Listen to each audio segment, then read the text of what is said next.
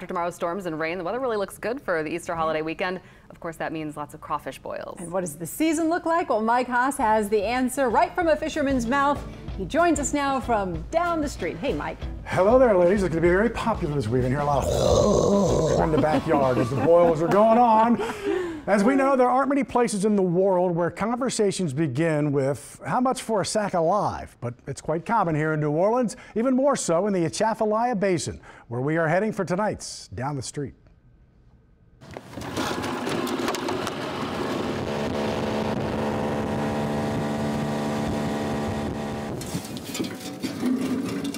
I'm Matt Burke. I'm originally from St. Martinville. I'm crawfishing around Catahoula, Louisiana.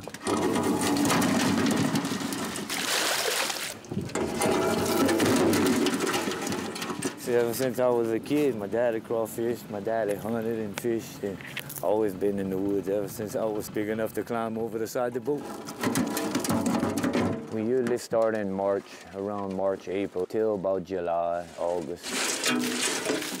We're catching a little bit, but the quality of the crawfish ain't here yet. We gotta wait on the water for them to grow. Some places they're real pretty, some places they're still small.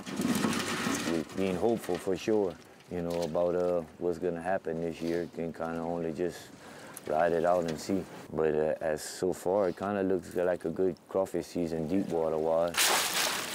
These crawfish right here are more organic, and you've got all these trees and land to filter the water out. So to me, the deep water crawfish are a lot better tasting crawfish and more quality.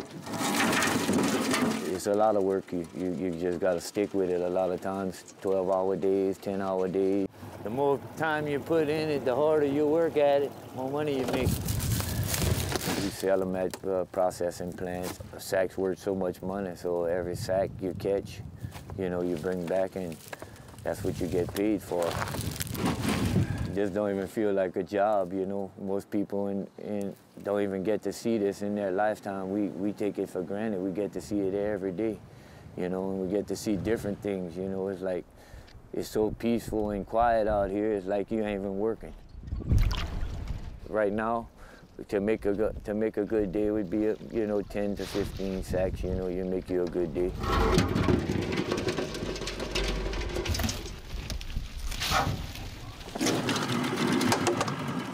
Me, myself, I practically live off the land, off of what I catch and kill and, you know, hunting and fishing. That's what I mainly eat. I don't spend a whole lot of money buying meat out of a grocery store. I live off the land.